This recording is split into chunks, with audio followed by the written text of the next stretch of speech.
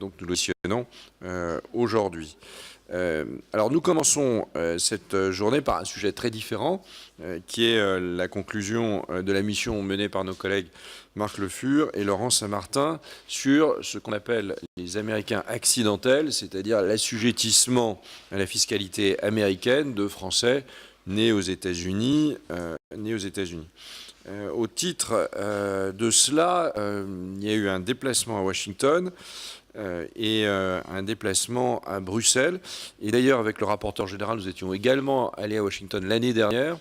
Nous avions évoqué beaucoup de sujets avec nos interlocuteurs, dont celui-là, qui n'avait pas éveillé un énorme intérêt chez nos interlocuteurs américains. Mais nos collègues diront si les choses ont changé sur ce point extrêmement sensible dans une partie de la population. Et je pense que chacun dans sa circonscription a dû rencontrer sans doute à un moment donné quelqu'un touché par cela. Je passe sans tarder la parole à nos deux collègues. Je ne sais pas qui va commencer. Monsieur le rapporteur général, mes chers collègues, nous avons ce matin le plaisir effectivement de vous présenter, Laurent Saint-Martin et moi-même, les conclusions de la mission que nous avons menée ces derniers mois sur l'assujettissement à la fiscalité américaine des Français nés aux États-Unis. Alors, nous avons été très accompagnés dans cette affaire par nos administrateurs John Hahui et Benoît Chayariner. Je les en remercie. Alors, si notre commission s'est saisie de cette question, c'est effectivement, comme vous le disiez, Monsieur le Président, c'est que nous avons beaucoup de retours dans nos circonscriptions de la part de multiples collègues de situations compliquées. Au terme de nos travaux, nous pouvons affirmer que, malheureusement, les problèmes ne sont qu'à leur début. Nos travaux nous ont donné l'occasion de conduire une quarantaine d'auditions afin d'entendre l'ensemble des acteurs intéressés, Quai d'Orsay, banques, jurys spécialisés, ministère des Finances, parlementaires qui se sont investis ou qui s'investissent toujours dans ces missions côté Sénat, Association des Américains accidentels qui a su également nous donner des témoignages très précieux de déplacements Bruxelles et Washington, comme vous nous l'avez dit. De ces visites, nous tirons un bilan positif dans une certaine mesure, mais beaucoup reste à faire. Comme vous le constaterez, le titre final de notre rapport est un peu différent puisque nous avons choisi de l'appeler « Les impacts de la législation fiscale américaine à caractère extraterritorial sur les citoyens français dits américains accidentels ». Cette appellation n'a pas de fondement juridique, mais elle s'est imposée. Elle est d'usage courant. Elle est d'ailleurs même admise de la part de nos interlocuteurs en Amérique. Ce changement, pour deux raisons. D'une part, le problème ne tient pas seulement au fait que les binationaux franco-américains soient redevables d'impôts sur le revenu américain, mais aussi parce qu'ils sont confrontés à d'autres difficultés en amont, et en particulier des difficultés bancaires qui sont très sensibles. D'autre part, les personnes qui nous intéressent ne sont pas toutes nées aux États-Unis. Elles peuvent être américaines par filiation, voire ne pas posséder la nationalité américaine et être malgré tout gênées dans leur activité parce qu'elles ont des échanges avec les États-Unis. Nous proposons de revenir rapidement sur les causes du problème, sur la nature des difficultés rencontrées et enfin sur les solutions qui apparaissent nécessaires d'apporter à cette question. Bien, donc, premièrement, il s'agit de définir qui sont ces fameux Américains accidentels et pourquoi ils nous ont alertés et ils ont alerté la plupart de nos collègues sur leurs difficultés. Il faut d'abord comprendre que trois particularités juridiques se combinent.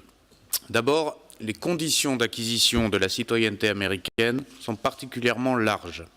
En plus du droit du sang, les États-Unis pratiquent un droit du sol intégral, conformément au 14e amendement de leur Constitution.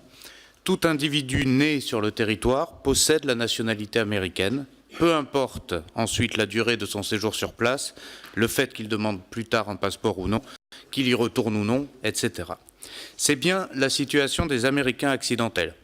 Ils ne sont binationaux qu'en raison d'un hasard de la vie, ou plutôt en l'espèce d'un hasard de la vie de leurs parents. Beaucoup d'ailleurs pensaient ne plus être français une fois qu'ils avaient atteint l'âge de 18 ans.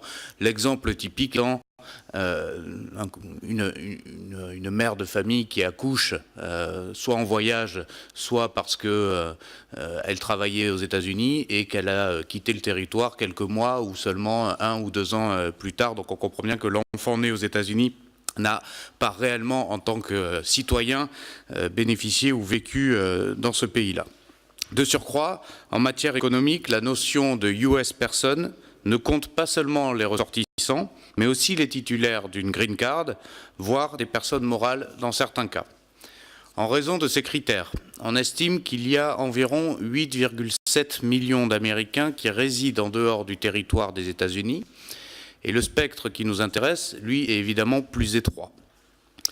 Ensuite, les États-Unis pratiquent ce qui s'appelle la Citizenship-Based Taxation. Concrètement, les Américains sont imposés au titre de leurs revenus de source mondiale, sans que n'entre en considération la façon dont ils ont obtenu cette nationalité, ni la teneur des liens qu'ils entretiennent avec les États-Unis. Une telle procédure ne se retrouve aujourd'hui que dans un autre pays, à savoir l'Érythrée. Tous les autres États, dont bien sûr la France, assoient ce prélèvement sur un simple critère de résidence. Ce principe a des sources historiques, avec la peur que la couronne ne bénéficie de rentrées au titre de richesses produites dans les colonies nouvellement indépendantes. Puis cette disposition a été renforcée avec la guerre de sécession, je pense à deux lois de 1861 et 1864. La CBT a été constitutionnalisée en 1913, puisqu'elle fait l'objet du 16e amendement, ce qui ne simplifierait au demeurant pas sa remise en question. Toutefois, sa portée est longtemps restée théorique. Pourquoi ? Parce qu'à l'exception des contribuables de bonne foi, et encore faut-il, pour être honnête, savoir que l'on est redevable, ou de ceux repérés de manière totalement incidente, le fisc américain n'avait tout simplement pas les moyens juridiques et techniques de vérifier la situation économique et financière de l'ensemble des Américains vivant sur la planète hors du sol américain. Alors, troisième étape, après les deux que vient de décrire Laurent Saint-Martin, cela tient à FACTA. En 2010, dans un contexte marqué par la volonté de lutter contre l'évasion et les fraudes fiscales, l'administration Obama a obtenu du Congrès le vote d'une loi instituant le Foreign Tax Compliance Act, qui fournit au fisc américain des outils qui jusqu'à présent lui manquaient pour appliquer les dispositions qui ont été expliquées par Laurent Saint-Martin. Le texte prévoit que les institutions financières étrangères, les banques, les compagnies d'assurance, les sociétés de gestion au titre boursier, hébergeant des comptes d'Américains ou recevant des paiements en provenance des États-Unis, soit procèdent par défaut à une retenue à la source de 30% sur les fonds d'origine américaine, c'est-à-dire on commence par la sanction, soit, afin d'exempter les titulaires de ces comptes de cette sanction, acceptent, en accord avec le Trésor, signé par les différents gouvernements, de communiquer au Trésor américain les informations relatives à l'identité des clients, ainsi que les soldes de leurs comptes une fois par an, et éventuellement davantage à la demande. Vous noterez la puissance extraterritoriale du droit américain. En dehors de tout cadre diplomatique, le Congrès a adopté ce texte. Il se présente formellement comme un outil interne, mais qui a évidemment des conséquences externes. Alors, certes, les États-Unis ont été conduits à signer des accords intergouvernementaux, des IGA, avec les autres pays afin d'appliquer les règles de FACTA. En effet, une application unilatérale et universelle de la loi n'aurait pas été possible compte tenu de la complexité informatique du dispositif et compte tenu des lois spécifiques de chacun de nos pays, protégeant en particulier la vie privée de nos concitoyens. Alors, le problème a été tourné par une négociation qui est intervenue à ce moment-là entre l'Allemagne, la France, le Royaume-Uni, l'Espagne et l'Italie, ce qu'on a appelé le G5, ainsi que les États-Unis, qui ont abouti en 2012 à une solution en 2 points. Le droit des pays européens se plierait en quelque sorte aux exigences américaines et en échange, nous obtiendrons au titre de la réciprocité les mêmes informations sur les comptes détenus aux États-Unis par les ressortissants de ces 5 pays. La France, comme 113 pays, a adopté un texte qui permet cela et qui permet donc de transmettre au fisc américain par l'intermédiaire de la DGFiP l'ensemble des données sollicitées par le fisc américain. Ce texte a été adopté donc dans 113 pays. En fait, c'est le même accord, ce sont des copier-coller. Quasiment tous les signataires ont à peu près le même dispositif. La ratification chez nous est intervenue par une loi du 29 septembre 2014. sans que nos collègues de l'époque aient vu très clairement les difficultés. Ils ont peut-être entrevu, c'est évoqué dans les rapports, mais en tout état de cause, tout ça a été dominé par la volonté de lutter contre toute forme de fraude, et donc on s'est plié aux exigences américaines. Alors, une fois ce cadre posé, il faut présenter les soucis, et c'est un euphémisme, que rencontrent les Américains accidentels, que d'aucuns qualifient de kafkaïens. D'abord, les difficultés, elles sont sur notre territoire d'ordre bancaire. Donc, vous avez bien compris que, compte tenu du mécanisme de FATCA, il ne semble pas exagéré de dire que les banques sont devenues des collecteurs supplétifs pour l'IRS, donc pour le fisc américain, et que la DGFIP, qui à son tour compile les informations que les banques leur ont données pour les transmettre à l'IRS, est devenue une sorte d'agence de recouvrement de fait pour les États-Unis. Et c'est ça, en fait, l'aspect purement extraterritorial de cette histoire. Mais alors que les banques sont simplement tenues par les textes de rapporter lesquels de leurs clients montrent ce qui s'appelle des indices d'américanité, charge ensuite au Trésor de vérifier le respect de leurs obligations au titre de la CBT. Les interlocuteurs que nous avons rencontrés à Washington, d'ailleurs, reconnaissent spontanément que les établissements français font preuve d'une volonté de conformité exagérée, ce qu'ils appellent over-compliance, par rapport à ceux d'autres pays. Et c'est aussi ce que nous avons remarqué dans nos travaux, c'est que la France est particulièrement en pointe sur cet excès de zèle bancaire. Le sujet semble revêtir une acuité bien moins forte ailleurs, et cela, pour nous, a donc été une source de surprise, mais qui peut s'expliquer par plusieurs facteurs selon nous. D'abord, les banques françaises ont été traumatisées par l'affaire BNP Paribas, qui était déjà issue d'une problématique de droit d'extraterritorialité du droit américain, avec cette fameuse amende de 9 milliards dont chacun se souvient, autour de pôles de grande taille et leur structuration autour de pôles de grande taille qui font que les banques sont davantage exposées aux sanctions américaines. Donc 3 types de tracasseries, si j'ose dire, indépendamment des complexités administratives, pour s'en sortir, dont je dirais un mot, se rencontrent. Certaines banques, d'abord, refusent purement et simplement les clients américains, ou avec un indice d'américanité. Elles avancent un motif prudentiel simple: éviter toute éventualité d'être en porte-à-faux avec les normes américaines. Pour les banques en ligne, c'est radical. Pour vous inscrire, le simple fait de cocher les États-Unis dans la rubrique pays de naissance bloque purement le processus.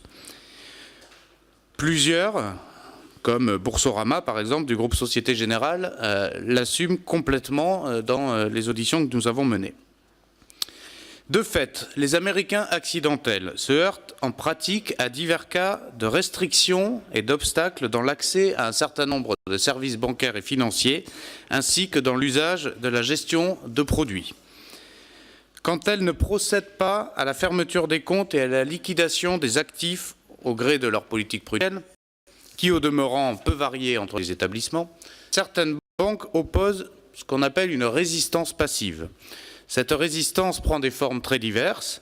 Elle peut aller de délais dans le renouvellement des moyens de paiement à des difficultés faites dans la renégociation d'un prêt, dans le règlement de succession ou encore dans la vente de titres en bourse. Dans le cadre de nos travaux, nous avons également pu mesurer l'impact et les difficultés que l'identification de ces indices d'américanité chez un conjoint, un parent ou un associé pouvait comporter pour l'entourage au sens très large. Notre rapport comprend ainsi un certain nombre d'exemples touchant à l'usage d'un compte joint, d'une procuration sur un compte ou sur la gestion d'une SCI. Mais il montre aussi les entraves que constitue la surinterprétation des accords FATCA pour la vie associative et aussi pour la vie des entreprises. Il ressort ainsi de plusieurs témoignages qu'en dehors de l'accès aux services financiers, la transposition de la législation américaine constitue une contrainte qui a pu pousser des Américains accidentels à mettre un frein à leurs activités ou à revoir leur position dans les organes dirigeants des entreprises. Or, cette contrainte paraît d'autant plus difficilement supportable qu'elle peut menacer le dynamisme et la pérennité des entreprises, notamment à raison des risques financiers qui pourraient entourer toute démarche de régularisation de la situation auprès de l'IRS. Alors, première étape de la difficulté bancaire, comme cela vient d'être expliqué par Laurent Saint-Martin. Deuxième étape, on rentre dans les difficultés de nature fiscale. Et les Américains accidentels sont entraînés sans aucun accompagnement dans la complexité de ce système.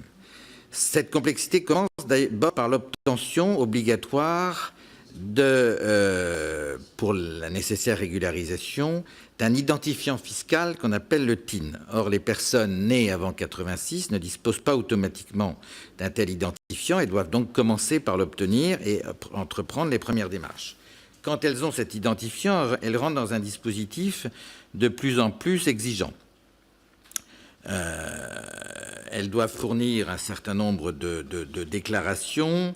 La législation leur impose en effet de renseigner des déclarations de revenus et de patrimoine, exigeant la fourniture d'informations beaucoup plus étendues que celles exigées par la loi française. Les Américains accidentels doivent ainsi transmettre des déclarations informatives faisant état des comptes bancaires ainsi que des actifs et produits financiers détenus auprès des banques à l'étranger.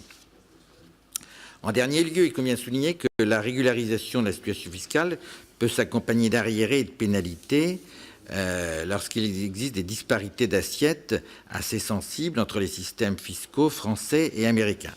Alors, les principales difficultés que vont croiser les Américains accidentels, l'Américain accidentel doit en fait payer l'impôt en Amérique, mais il peut déduire les impôts qu'il a payés en France, au titre d'un crédit d'impôt.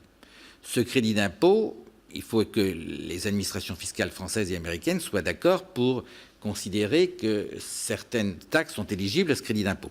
Ce n'est pas le cas pour le CSG et le CRDS, c'est un point assez connu, mais ce n'est également pas le cas pour, par exemple, un franco-américain qui vendrait une résidence principale. Il n'est pas imposé en France au titre des plus-values, puisque c'est une résidence principale.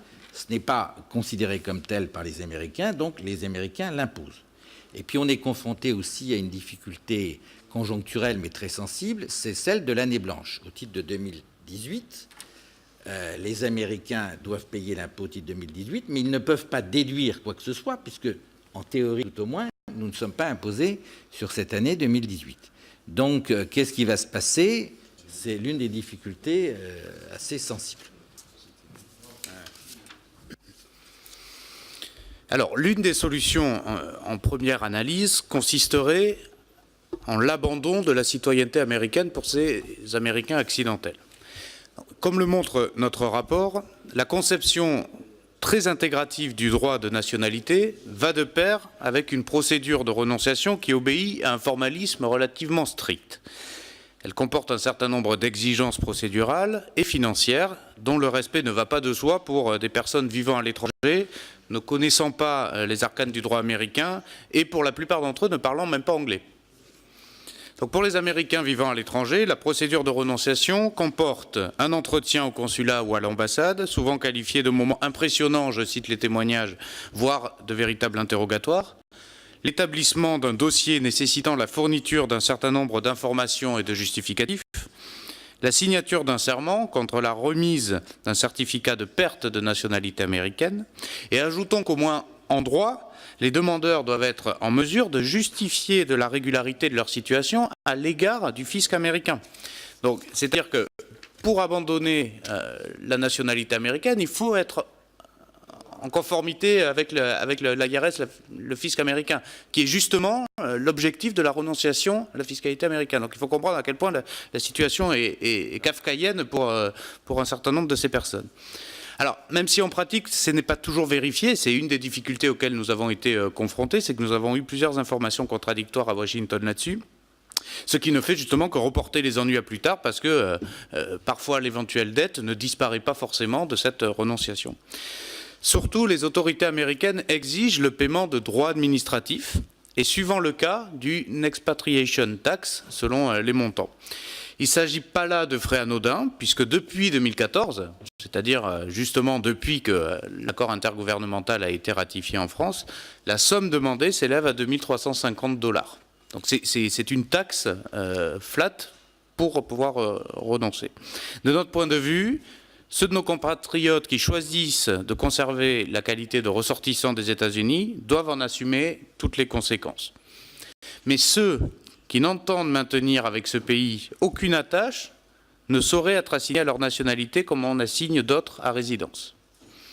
C'est dans cet esprit que la proposition numéro 2 de notre rapport préconise de réduire les frais administratifs de renonciation à la citoyenneté américaine en revenant à leur montant antérieur, qui était de 400 $, et d'exonérer de leur paiement les individus.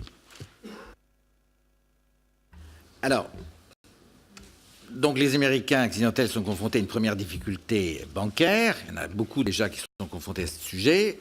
Un peu moins à la difficulté fiscale, puisqu'on est au début d'un processus, mais le nombre va s'accroître. Alors, nous considérons qu'il faut trouver des solutions à ces questions, à ces injustices patentes. En premier lieu, certaines garanties dépendent des pouvoirs publics français, et uniquement français. Il s'agit essentiellement de prévenir les discriminations dans le traitement que réservent les établissements bancaires aux Américains accidentels. Comme ça a été dit tout à l'heure, certains se voient refuser le droit au compte, etc.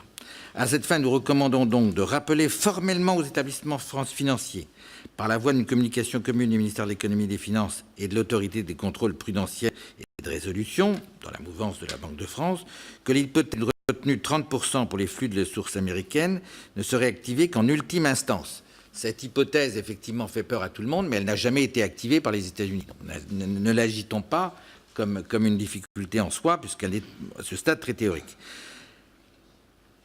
Alors, également, il conviendrait que l'ACPR, l'Autorité de contrôle prudentiel et de résolution, puisse enjoindre aux institutions financières de motiver leurs décisions de rupture ou de refus de relations contractuelles avec les particuliers affichant des indices d'américanité, des US persons, comme on dit, en cas d'échec d'une procédure de médiation. Donc, médiation entre les particuliers et les banques, et en cas d'échec, possibilité d'injonction donnée aux autorités françaises. Alors, ça, c'est ce qui dépend de la France. En deuxième lieu, certaines mesures sont suspendues à l'aboutissement de négociations bilatérales avec les États-Unis. Alors, le gouvernement français, pour le moment, s'est borné à saisir les autorités américaines de la question et lui a proposé des pistes techniques, mais sans entamer de pourparlers formels ni évoquer un calendrier concret. Alors, c'est vrai qu'il y a plusieurs sujets pendants entre la France et les États-Unis, ce n'est pas le seul, mais à l'évidence, nos interlocuteurs nationaux, parisiens, etc., n'ont pas fait de ce sujet encore à ce stade une priorité. Il faut ouvrir une véritable négociation avec les États-Unis et rappeler à l'administration américaine son engagement d'obtenir les éléments de réciprocité.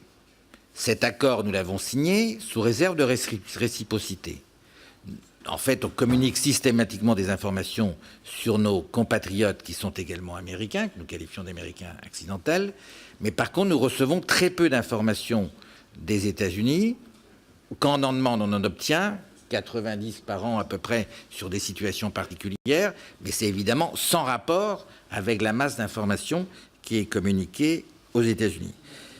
Et puis également, solution qui serait très simple, c'est négocier une révision des seuils de revenus et de patrimoine conditionnant la transmission des données FACTA. En gros, l'idée, c'est de dire, quand les patrimoines sont relativement modestes, ce n'est pas la peine d'embêter les gens.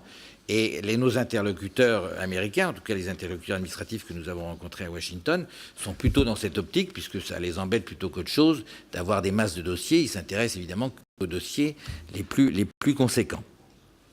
Il conviendrait également d'actualiser les stipulations de la Convention fiscale franco-américaine de 1994, celle qui devrait permettre de résoudre les problèmes que j'évoquais tout à l'heure, type CSG, etc. Et en cas d'échec de négociation engagée, il conviendrait, et ça nous le disons Laurent Saint-Martin et moi, d'envisager une dénonciation unilatérale de l'accord FACTA, puisqu'il n'y a pas réciprocité à ce stade. Ce n'est pas notre souhait, mais en tout état de cause, il ne faut pas s'interdire ce type d'éventualité si nous ne progressons pas dans la négociation que nous souhaitons. Alors, ce dernier point revêt une importance toute particulière, puisque je vous rappelle l'article 55 de la Constitution, qui prévoit que les traités ou accords régulièrement ratifiés ou approuvés ont dès leur publication une autorité supérieure à celle de loi, sous réserve, et c'est là que c'est important, pour chaque accord ou traité, de son application par l'autre partie. C'est-à-dire que ça s'apprécie pour chaque accord ou traité, ce n'est pas globalement. Et sur cet accord ou traité, nous considérons que la réciprocité n'est pas convenable. Et juste une parenthèse complémentaire sur ce que vient de dire Marc Le Fur. C'est aussi intéressant, d'un point de vue purement parlementaire, de regarder quelles avaient été la nature des échanges en septembre 2014 ici à la Commission des Finances, avec donc le rapporteur pour avis à l'époque qui était Yann Gallu, et aussi d'entendre les discussions en séance publique autour de cela. Moi, je comprends très bien que la majorité précédente ait invité à signer l'accord intergouvernemental en disant, effectivement, il faut attendre une réciprocité de l'accord FATCA. Et ça fait partie, justement, des conditions de l'IGA. L'article 8 de l'IGA propose de modifier, voire de dénoncer ce même accord intergouvernemental en cas de non-réciprocité. Donc nous, en tant que parlementaires, je trouve aussi intéressant de regarder un petit peu 5 ans en arrière et peut-être d'en tirer des conclusions aujourd'hui. Pour revenir à nos propositions. En troisième lieu, il y a aussi le recours à une négociation bilatérale qui ne signifie pas que la France n'ait pas à donner à son action un relais européen. C'est la raison pour laquelle nous proposons que la situation des Américains accidentels soit d'abord inscrite à l'ordre du jour du Conseil des ministres des Finances de l'Union européenne. Puis, sur le modèle du règlement de 1996 relatif à l'embargo contre l'Iran, envisager la mise en place d'un dispositif susceptible d'atténuer pour les établissements bancaires les effets extraterritoriaux, justement, de la législation FATCA.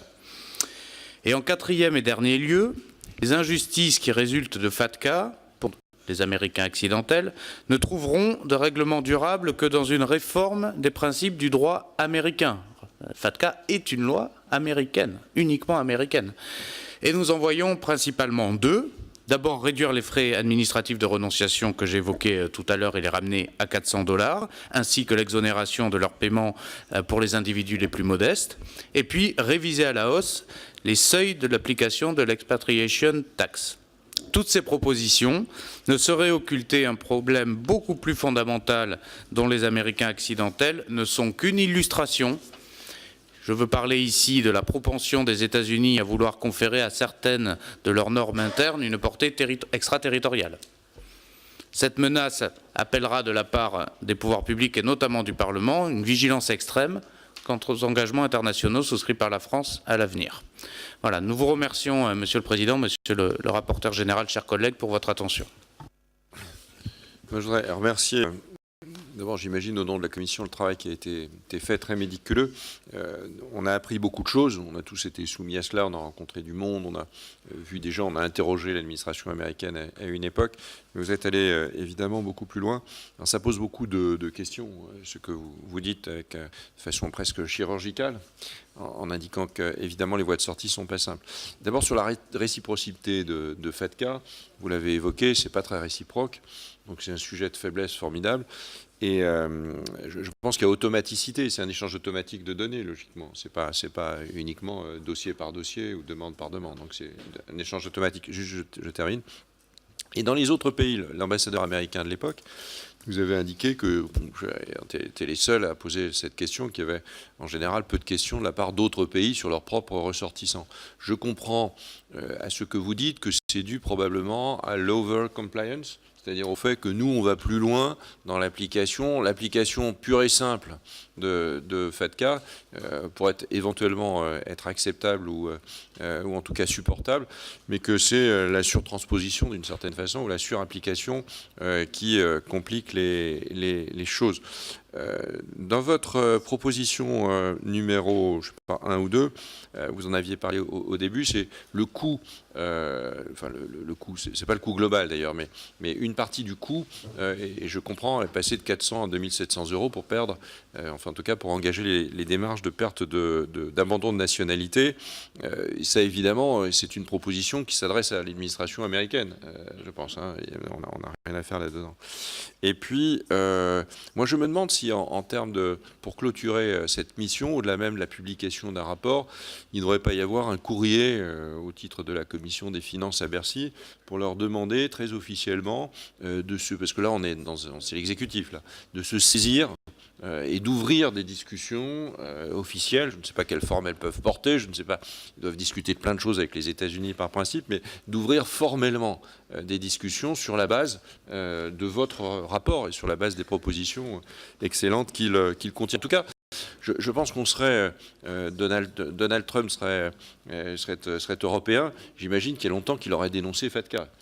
Longtemps, parce qu'il n'y a justement pas de réciprocité et il y a la surpuissance d'un État utilisée à des fins, quels que soient les dommages collatéraux que ça peut impliquer. Et là, il y a beaucoup de dommages collatéraux pour un certain nombre de nos concitoyens qui ne sont américains que sur la forme et pas du tout sur le fond. En tout cas, bravo pour ce rapport très clair, Monsieur le rapporteur général. Oui, merci Président. Merci déjà effectivement pour ce travail extrêmement intéressant sur un sujet qui est loin d'être anecdotique. Comme le rappelait le Président Woerth tout à l'heure, c'est vrai que nous avions bien senti lors de notre visite aux États-Unis qu'on n'était pas face à une once de compassion ou d'envie de régler le problème du côté de l'administration américaine. Mais on n'avait pas non plus le sentiment du côté de l'ambassade française qu'il s'agissait d'un sujet qui était vraiment porté.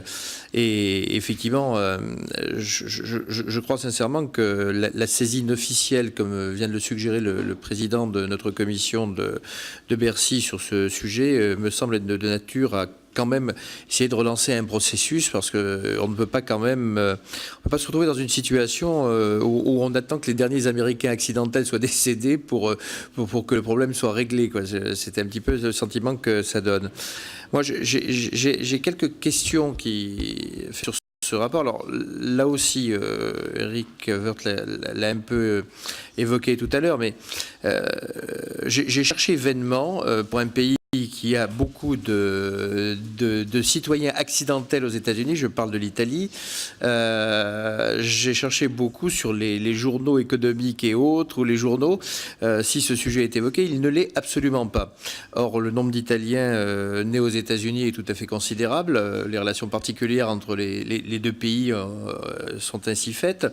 Bon, pour autant, je connais très bien le fisc italien. S'il y a un truc qui fonctionne en Italie, c'est quand même le fisc. Lorsque vous avez des problématiques de TVA et que vous êtes frontalier, y compris quand vous êtes professionnel, restaurateur ou autre, très rapidement, la saisine de la brigade financière française se fait directement par la Garde des Finances italienne. Donc je ne pense pas que ce soit, à moins qu'ils protègent leurs propres ressortissants d'un certain nombre de turpitudes, mais c'est quand même un système qui fonctionne. Et je ne comprends toujours pas la raison pour laquelle nous serions le cas particulier, le cas unique, dans la mesure où les services fiscaux de beaucoup d'autres pays sont tout aussi, je dirais, pointilleux, tatillons et coopératifs que les nôtres. Donc c'est vrai que c'est une question que je me pose sur les comparaisons, notamment européennes, qui peuvent être faites en marge de votre rapport. Deuxième chose, enfin, vous avez rappelé très bien l'originalité de la situation des Américains accidentels et le caractère extraterritorial de la loi FATCA. Moi, j'aimerais quand même savoir quel bilan, je dirais, global vous tirez de l'application de ce texte 10 ans après son adoption, et en particulier après que le cadre ait été posé par l'OCDE en matière d'échange d'informations entre administrations, puisque c'est un cadre qui s'est quand même considérablement développé et qui fonctionne bien, et qui a été très très enrichi sur cette période. On a déjà eu l'occasion d'en discuter beaucoup à la Commission des Finances. Donc d'une manière générale, FATCA versus nouvelles règles de l'OCDE, quel bilan tirez-vous globalement, et en particulier sur ce sujet des Américains accidentels? Et pour revenir au troisième sujet qui ne vient pas à l'esprit de prime abord, qui est celui des difficultés bancaires que soulignait Laurent Saint-Martin, c'est vrai que ce n'est pas le sujet qui vient en premier lieu à l'esprit lorsqu'on parle des Américains accidentels. Enfin, on est face quand même à quelque chose qui est absolument incroyable. On a une discrimination sur la nationalité, on a un problème d'égalité de traitement, et je voudrais savoir si ce type de comportement des établissements bancaires n'est pas quand même complètement en contradiction avec le droit au compte. Le droit au compte qui a été institué en 1984, je vous le rappelle, et qui permet quand même de saisir la Banque de France dès lors que vous avez un refus d'ouverture de compte. Je voudrais savoir comment... Est-ce que c'est, j'allais dire, le défaut de notoriété des Américains accidentels se retrouve-t-il dans le défaut de notoriété de la loi de 84 sur le droit au compte, pour qu'on arrive à de telles difficultés alors que normalement elles devraient être résolues par le droit au compte? Voilà, je vous remercie.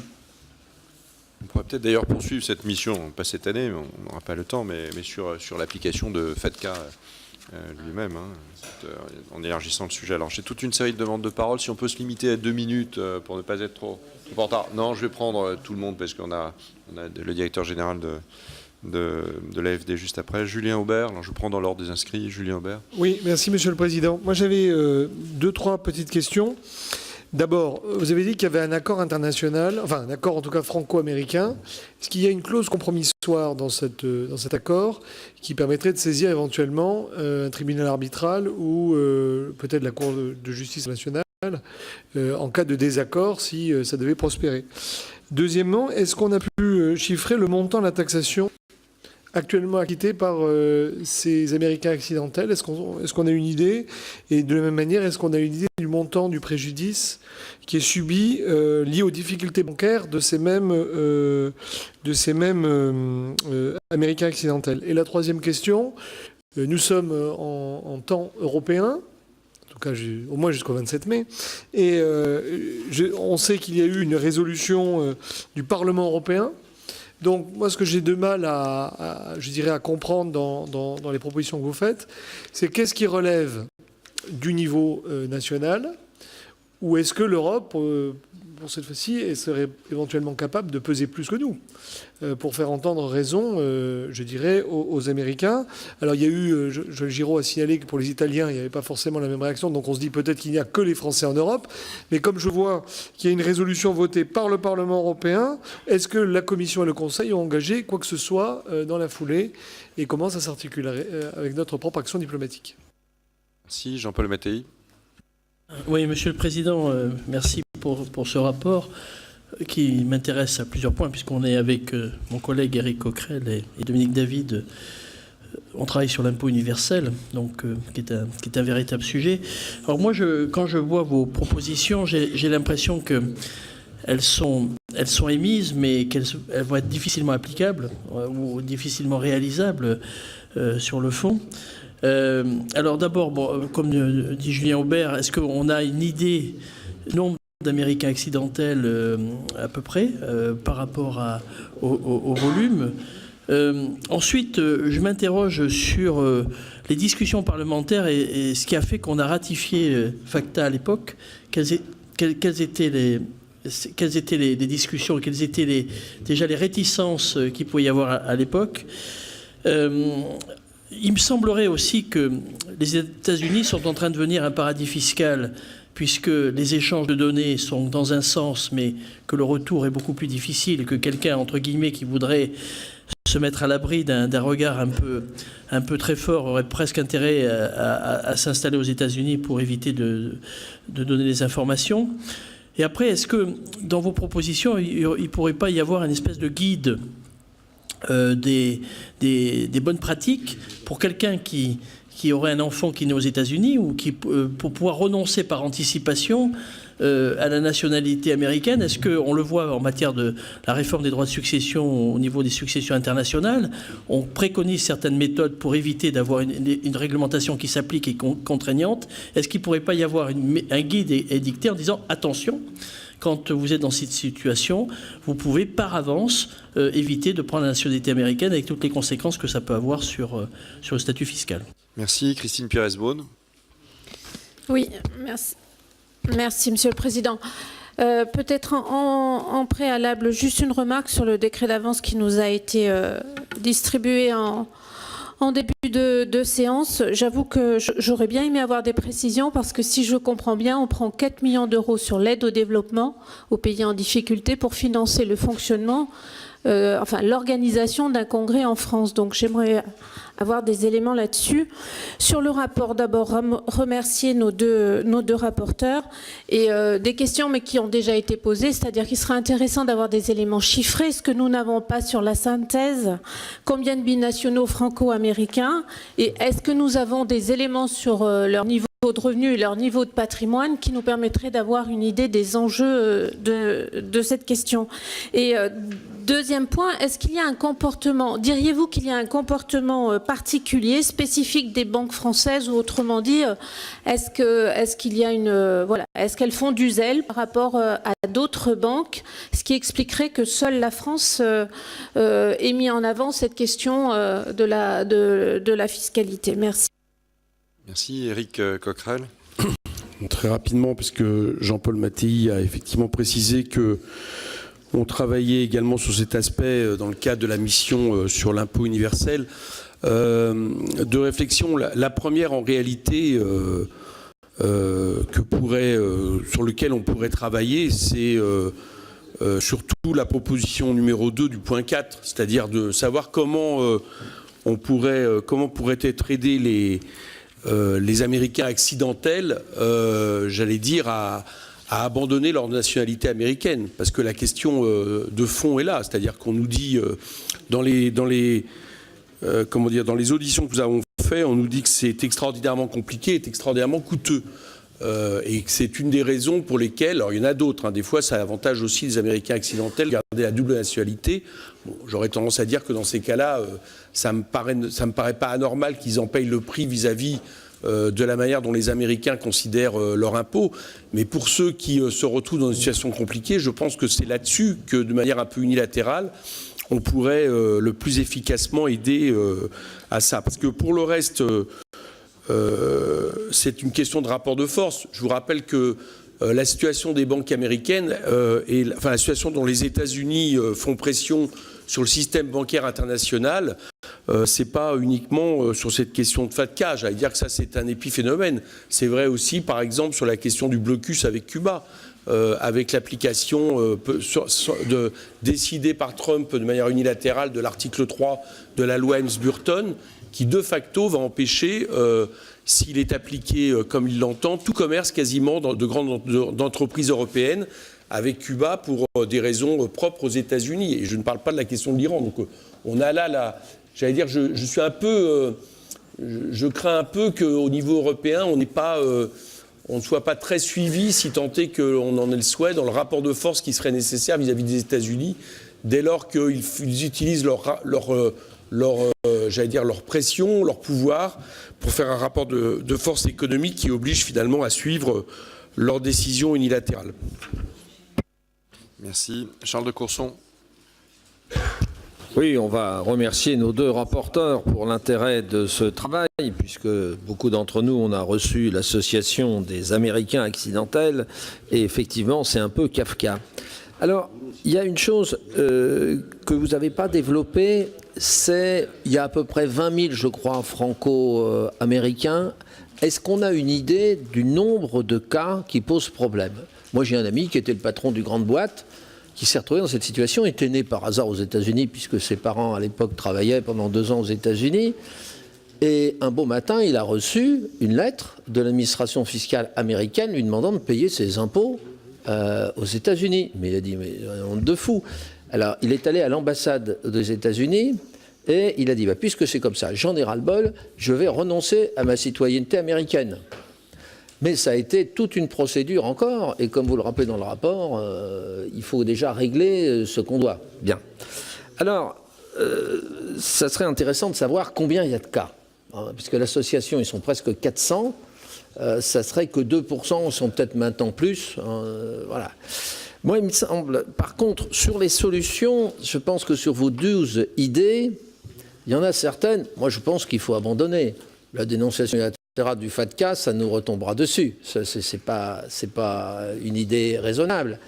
Sur l'idée qu'on va rappeler aux banques qu'ils ne doivent pas appliquer ça strictement, vous pourrez faire tout ce que vous voulez. Quand vous avez des risques de centaines de millions, quand ce n'est pas des milliards, aucune d'entre elles, c'est votre proposition 11, voire la 12, moi j'y crois pas du tout.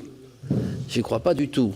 Donc je pense qu'il y a 2 voies. Il y a la voie européenne que vous soulevez, puisque le Parlement européen, c'était en juin 2018, a voté pour demander une négociation globale des pays européens avec les États-Unis sur cette affaire. Ça serait l'idéal. Et à défaut, d'essayer de modifier la Convention ou d'obtenir du Congrès américain une modification, une amélioration de la Convention bilatérale. Bon, moi, je pense que c'est ça les deux voies possibles. Elles ne sont pas exclusives l'une de l'autre. Merci. Fabrice Brun. Merci, Monsieur le Président. À mon tour de remercier les rapporteurs pour cet éclairage précieux. Et 5 ans après l'approbation de FATCA, votre rapport met en évidence, je dirais, une forme de légèreté avec laquelle notre institution a pu approuver cet accord, avec les conséquences qui en découlent. Alors, moi, j'aurais 2 questions. Y a-t-il un risque à l'avenir que nous soyons amenés à approuver des accords similaires que ceux conclus avec les États-Unis? Et par voie de conséquence, comment renforcer nos capacités d'information et de contrôle sur ce type d'accord si, d'aventure, l'exécutif nous proposait d'en ratifier de nouveau? Marie-Christine Dalloz.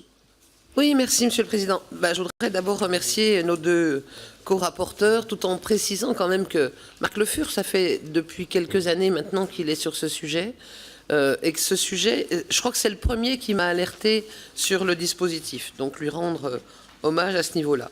Tout d'abord dire que le défenseur des droits, très justement, a intégré et a dénoncé l'illégalité de la situation. Et donc je crois que ça doit aussi nous interpeller, parce que le défenseur des droits prenne fait et cause en 2 fois sur ce dispositif, c'est une réalité.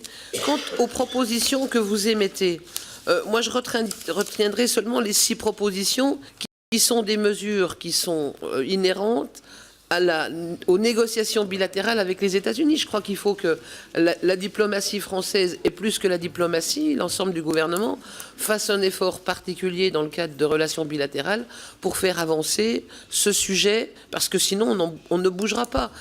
Dire que la PCR, la CPR doit auprès des banques intervenir, c'est une réalité, mais ça ne suffira pas à traiter l'ensemble de la problématique. Donc je crois que l'issue de la résolution de cette problématique, elle va dépendre de notre capacité ou non, à l'État français, à négocier avec les États-Unis. Quant aux réformes nécessaires du droit américain, je crois qu'on n'a pas imposé aux États-Unis une réforme, c'est leur souveraineté, mais au moins que dans l'ensemble de nos relations, on puisse avancer. Enfin, en conclusion, je voudrais dire que, parce qu'on est en campagne européenne, de l'Union européenne aujourd'hui, je crois que c'est un sujet dont devrait se saisir l'ensemble des pays de l'Union européenne. C'est un paradoxe qui est essentiellement la France d'impacter. Et je crois que c'est une mesure qu'on devrait remonter au niveau de l'Union européenne. Enfin, Mjid El Guerrab. Merci, Monsieur le Président. Merci beaucoup aux 2 rapporteurs pour ce travail qui est vraiment politiquement, techniquement intéressant, même passionnant, parce qu'en fait, il y a un effet collatéral à tout ça que moi je subis dans ma circonscription. C'est les fermetures, plus que, c'est même pas préventif, c'est abusif des banques de la part pour les Françaises et les Français de l'étranger. Donc ça impacte aussi nos concitoyens qui sont dans des banques qui sont sur la place américaine, qui sont installées, des grandes banques françaises ou pas, et qui veulent se conformer à ce système et qui excluent quasiment d'office. Et donc on a des milliers de fermetures de comptes de Français qui sont dans ces banques-là. Et alors, pour elles et pour eux, enfin, j'ai pas encore complètement lu votre rapport, je ne sais pas si vous en parlez, mais qu'est-ce qu'on peut faire concrètement pour essayer d'éviter ces fermetures abusives? Voilà, merci. Alors, messieurs les rapporteurs. Alors, merci de cette question et merci des propos aimables que vous avez eus à notre endroit. Le point qui nous a le plus effectivement surpris dès le départ, c'est que ce phénomène devrait être comparable dans tous les pays européens, voire les pays Canada, Mexique, etc. On n'en entend pas parler ailleurs, ou très peu.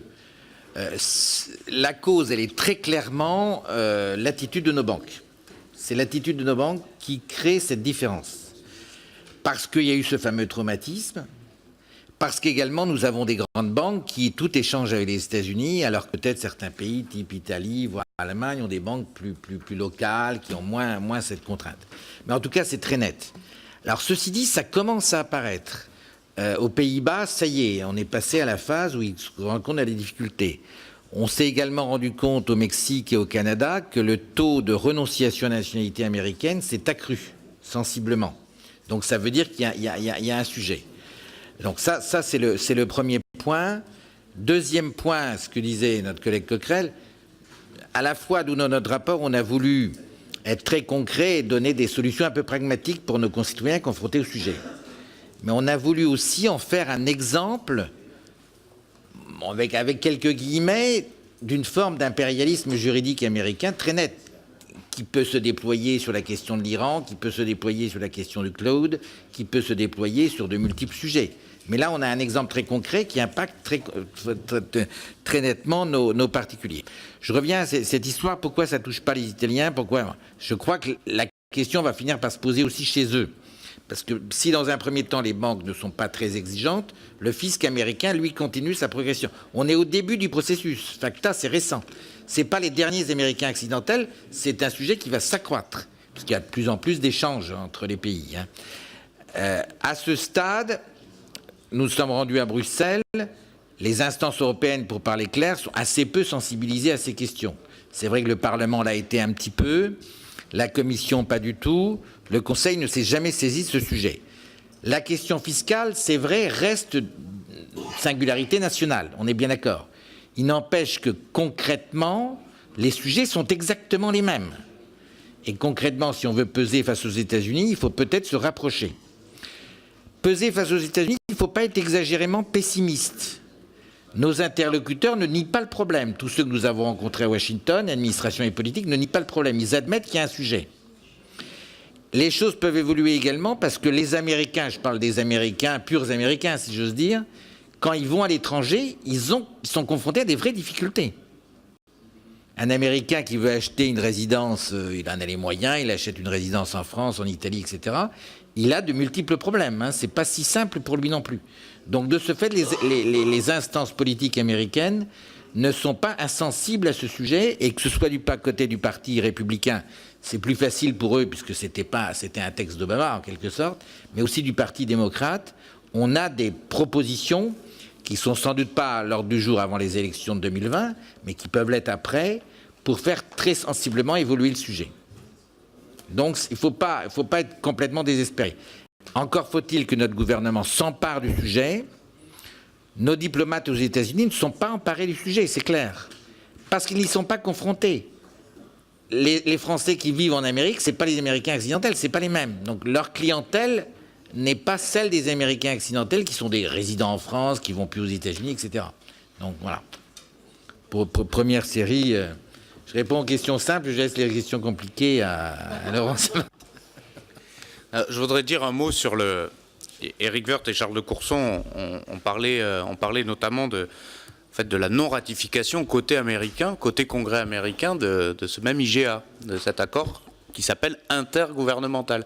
Et en fait, ce qui est quand même assez surprenant, c'est que quand on relit les comptes rendus de séance d'il y a 5 ans, ici, le rapporteur pour avis de la Commission des Finances reconnaissait que, vu l'état du Congrès, qui a par définition, en seconde partie de mandat, une majorité d'opposition au président de la République, qui était à l'époque donc Barack Obama, il reconnaissait volontiers qu'il n'y avait aucune chance que le Congrès ratifie de son côté l'IGA.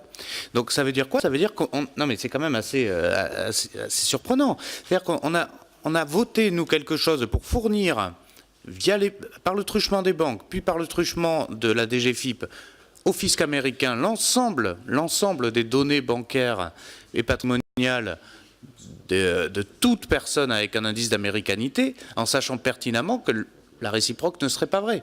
Alors, ça ne veut pas dire qu'elle ne peut pas arriver un jour, mais aujourd'hui, force est de constater qu'elle n'a pas lieu, ou en tout cas de façon pas satisfaisante. Et donc là-dessus, c'était aussi la question de M. Brun, comment prévenir de futures IGA, ou en tout cas de futures applications de lois à caractère extraterritorial? Eh bien c'est peut-être ça, c'est peut-être s'assurer, avant de le voter, que la réciprocité puisse exister. Puisque là, on voit bien même que dans les échanges qu'il y avait eu à la Commission des Finances et en séance publique, il y avait une reconnaissance assez assumée que la réciprocité ne pouvait pas avoir lieu au moment où on votait. Et force est de constater qu'elle n'est pas arrivée après. Un mot quand même, sur FATCA en soi, c'est vrai qu'on ne l'a pas dit, on est passé peut-être un petit peu vite sur cette loi, mais FATCA en soi, c'est plutôt une loi avec une finalité louable et positive. FATCA, c'est quand même la lutte contre l'évasion et la fraude fiscale, donc c'est quand même une loi positive. Donc c'est normal que la France y ait vu aussi un intérêt à une certaine réciprocité des échanges de données pour ses propres ressortissants et ses propres concitoyens. Mais force est de constater que ça n'a pas permis de ramener plus de fraude et d'exil fiscal au fisc français, alors que ça a permis manifestement de le faire pour les Américains, tant mieux pour eux, mais avec des dommages collatéraux pour les Américains accidentels notamment, qui sont extrêmement dommageables. Juste un mot sur aussi votre proposition, Monsieur le Président, sur un courrier commission des finances à Bercy.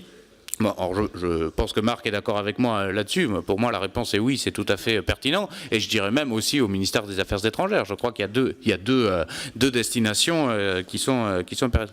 Il y a une délégation du MAE qui existe, qui fait déjà ce travail et qui va à Washington. Il faut la saisir, il faut la nourrir de notre rapport d'information et effectivement, via ce courrier, l'inviter à poursuivre ses travaux au vu de nos recommandations. Alors, Joël Giraud avait quand même posé une question intéressante sur l'OCDE et finalement le bilan de FATCA 10 ans après. Si les États-Unis ne se sont pas mis dans le processus OCDE, on comprend bien pourquoi. On comprend bien juste parce qu'il n'y aurait pas de caractère extraterritorial à leur loi s'ils le faisaient de façon multilatérale. Et juste une anecdote là-dessus, on est arrivé en plein moment où on est arrivé à Washington en plein moment où la taxe GAFA commençait à être discutée en France. Là-bas, c'était un sujet extrêmement important. L'ensemble des parlementaires qu'on a rencontrés, l'ensemble des fonctionnaires qu'on a rencontrés nous ont parlé de la taxe GAFA. Et il y avait un constat assez simple et assez honnête de leur part qui était l'unilatéralisme c'est nous, le multilatéralisme c'est vous. Et l'idée qu'il puisse y avoir une loi votée en France unilatérale, parce que c'est vrai qu'elle est unilatérale sur la taxation du chiffre d'affaires des géants du numérique, leur paraissait totalement irresponsable. L'inverse n'était pas vrai. Donc c'est une question de rapport de force, comme le disait justement Éric Coquerel, et peut-être, Charles de Courson, vous avez raison, peut-être que la dénonciation de l'IGA paraît assez démesurée ou en tout cas disproportionnée, mais si on l'exclut totalement, alors à ce moment-là, il y a zéro rapport de force. Voilà.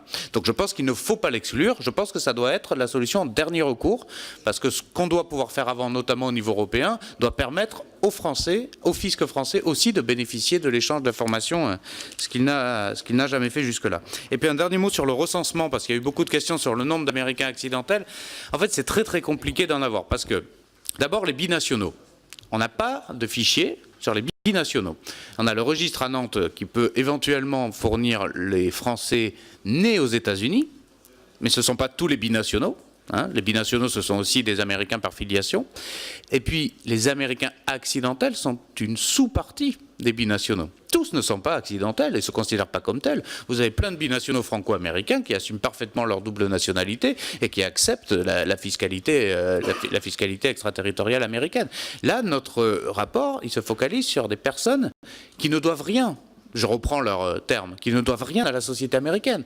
Ils y ont parfois vécu 10 jours à la maternité, ou au pire 2 ans, mais ils ne doivent rien en tant que citoyens à la société américaine. Ils ne parlent pas anglais, et ils ont découvert, avec la loi FATCA, qu'ils devaient un montant parfois faramineux au fisc américain, uniquement parce qu'ils étaient nés là-bas il y a plusieurs dizaines d'années pour certains.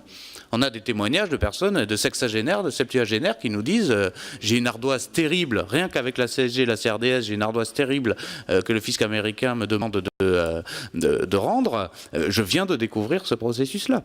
Et c'est quand même assez hallucinant. Et on ne peut pas laisser ces personnes-là comme ça dans une situation assez dramatique, il faut le dire, sans même parler du sujet des banques. Parce que le sujet des banques, là où c'est difficile, et je conclurai là-dessus, c'est que comment faire la différence entre une vraie pratique discriminatoire liée à la nationalité et une pratique commerciale qui est souveraine à tout établissement bancaire, c'est très compliqué. Parce qu'une banque peut aussi refuser un crédit immobilier à quelqu'un pour des raisons de solvabilité, pour des raisons qui lui sont propres, commerciales. On n'a rien à dire là-dessus. Donc, ce qui est compliqué, c'est de savoir est-ce que vraiment il y a des preuves de discrimination directement liées à l'indice d'américanité. Il y a des fois c'est facile à prouver, c'est l'accès à une ouverture au compte, et il y a des fois c'est plus compliqué, c'est l'accès aux services financiers. Et le droit au compte que soulignait le rapporteur général, c'est un bon exemple, parce qu'en fait le droit au compte, on se rend compte que c'est trop fragile comme protection, puisqu'il suffit d'avoir un seul compte courant dans une banque, et le droit au compte est respecté. donc un compte courant à n'importe quelle banque sur lequel vous n'avez droit à aucun produit financier, sur lequel vous ne pouvez faire aucun placement, ça suffit pour que ce soit respecté et que les banques ne soient pas inquiétées à ce niveau-là. Voilà, j'espère avoir répondu à l'ensemble des questions. Merci, messieurs les co-rapporteurs, pour ce rapport extrêmement éclairant sur ce sujet compliqué.